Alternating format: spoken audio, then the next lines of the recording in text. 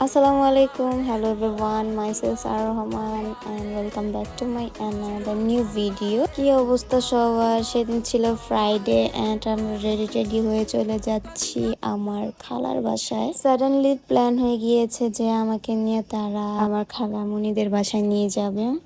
যে বলা সেই কাজ, সবাই রেডি হয়ে চলে গেলাম আন্টির বাসায়। এন্ড বিয়ের পরে প্রথম আমি আমার খালামণির বাসায় গিয়েছি।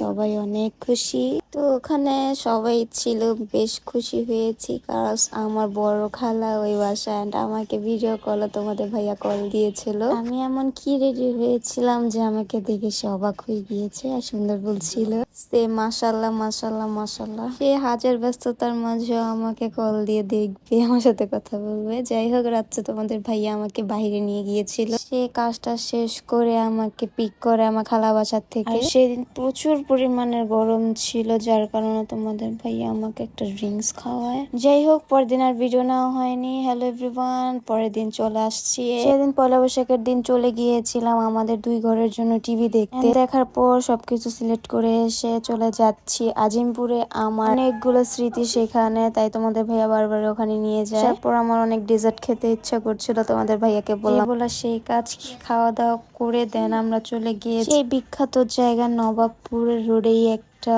মামা বসে ফুচকার দোকান নিয়ে। সেখানকার চটপটি ফুচকা এত পরিমাণের মজা গাইস, কি বলবো। আমরা অলওয়েজ মামার কাছেই খেতে যাই এন্ড মামার ফুচকাটা অনেক ইয়াম্মি। আর এখানে ভিড়ের কারণে এত ক্রাউড থাকে গাইস, অনেক অনেক মানুষ খেতে আসে তার ফুচকাটা। অবশ্যই তোমরা ট্রাই করবে। যে আমি এখানে ওয়েট করতে করতে করতে করতে তোমাদের ভাইয়া অলমোস্ট হয়ে গিয়েছে চটপটি এন্ড নিয়ে আসছে গাইস। দেখো জাস্ট ইয়াম্মি গাইস। তারপর চলে গেলাম আমরা আমার আপুর বাসায়, যে দেখি আমাদের হানিয়া পাখি চলে আসছে। আমি বুঝি না আমার হাজবেন্ডের সাথে তার এমন কি বন্ডিং যে তাকে দেখলেই এমন পরিমাণে হাসে। আর আমার হাজবেন্ড তাকে অনেক মায়া করে, অনেক বেশি। যাই হোক, পাখিটাকে দেখবো না আজকে অনেক দিন। ভেরি সুন নানা নানি তোমাকে দেখতে যাব। হানিয়া পাখি, মিস ইউ লট। এন্ড তারপরের দিন বাসায় এত পরিমাণের গরম আর আমার হাতটা আজকে পুড়ে গিয়ে কারেন্ট থাকে না বলে আমার অবস্থা নাজেহাল।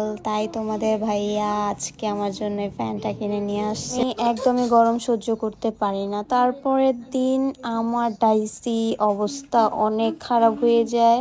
আমার বাচ্চাটা 4 তলা থেকে পড়ে অবস্থা একবারে খারাপ। তাকে নিয়ে রাত 11টা 12টা আমরা হসপিটাল নিয়ে যেয়ে সবকিছু ঠিকঠাক করে দেন। আমার বাচ্চাটা এখন আলহামদুলিল্লাহ সুস্থ আছে। আল্লাহর রহমতে তার কোনোভাবেই কোনো ক্ষতি হয়নি, জাস্ট একটু শক খেয়েছে পড়ে। সবাই আমার ডাইসির জন্য দোয়া করবে বেশি বেশি, যাতে তাড়াতাড়ি সুস্থ হয়ে যায় আমার বাচ্চাটা। আর কোনো মাই চায় না যে তার বাচ্চা হোক বা পশু পাখি হোক কোনোভাবে কষ্ট পাক।